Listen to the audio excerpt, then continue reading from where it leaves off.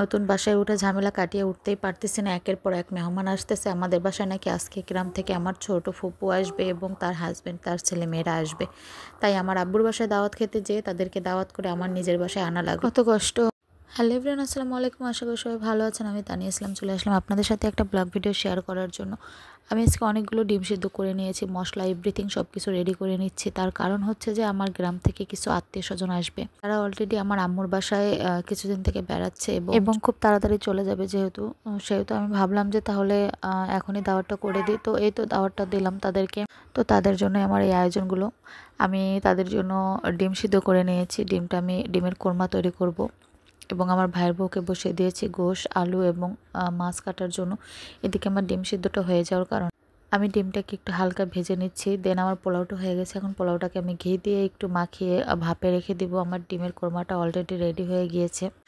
দেন এখন আমি চলে যাব আমার মাছটা করতে হবে। তার আগে আমি এই যে গোশটাকে মাখিয়ে সব কিছু এভরিথিং মশলাপাতি দিয়ে আমি এটাকে বসিয়ে দিচ্ছি। গোশটা হতে হতে আমি মাছটা ভেজে নিব, যেহেতু মাছটা আমার ভাইয়ের বউকে করতে দিয়ে আসছি। যেহেতু আমি একা কাজ করতে পারবো না, আমি আম্মুর বাসায় গিয়েছিলাম বেড়াতে। সেখানে যাওয়ার পরে আমি জানতে পারলাম যে তারা আসছে বেড়াতে। তাই তাদেরকে আসার সময় বাসায় ফেরার পথে দাওয়াত দিয়ে আসছিলাম। তো তারা পরের দিন আসবে। তো আমি ভাবলাম যে তাহলে আমার ভাইয়ের বউকে নিয়ে যাই। আমি ছোট বেবিটাকে নিয়ে একা একা কাজ করে মানে শেষ করতে পারবো না। এর জন্য আম্মু এবং আব্বু দুজনেই বললো যে ঠিক আছে তাহলে ওকে নিয়ে যাও, ওকে দিয়ে একটু টুকটাক করিয়ে নিও। তোমরা দুজন মিলে কাজ করলে কিছুটা হেল্প হবে।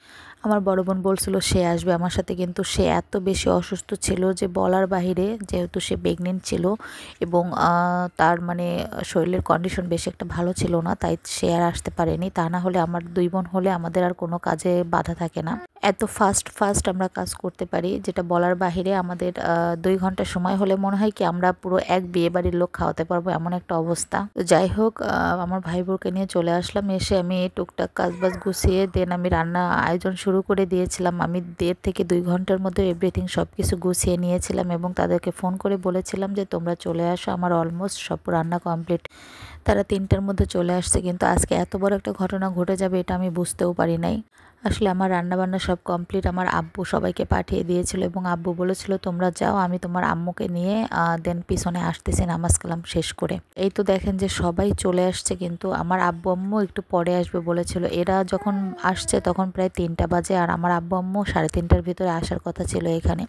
এরা আসার আধা ঘন্টা পরে আমি যখন খাবার সার্ভ করছি তখন সবাই বলতেছে যে আব্বু আম্মু আসতে পারবে না। তখন আমার একটু রাগ হয়েছে যে আমি আমার বাসাটা আব্বু দেখেনি, আমি সবাইকেই তো দেখাইছি, তাদের সাথে তো আমার আব্বুর আসার কথা ছিল, তাহলে আব্বু কেন আসেনি।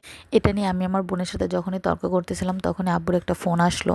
আব্বু ফোন করে বলল যে খুবই অসুস্থ সে বা আসতে পারবে না, সে নেক্সট টাইম কখনো এসে আমার বাসাটা দেখে যাবে। আব্বুর সাথে কথা বলার পরে মনে হলো আব্বু আসলে অনেক বেশি অসুস্থ। তো তাড়াহুড়ো করে সবাই খাওয়া দাওয়া করে নিল। খাওয়া দাওয়ার ভিডিওটা আমি আমার আব্বুর অসুস্থতার খবর শুনে আর করতে পারিনি, কারণ আমার আব্বু এত বেশি অসুস্থ হয়ে পড়তেছিল, আমার আম্মু কান্নাকাটি শুরু করে দিয়েছিল। তো আমরা সবাই তাড়াহুড়ো করে কোনো রকম কিছু মানে খাইছি যেটা বলার মতো না। আমার আব্বু এতটা অসুস্থ হয়ে পড়ছে যা বলার বাহিরে।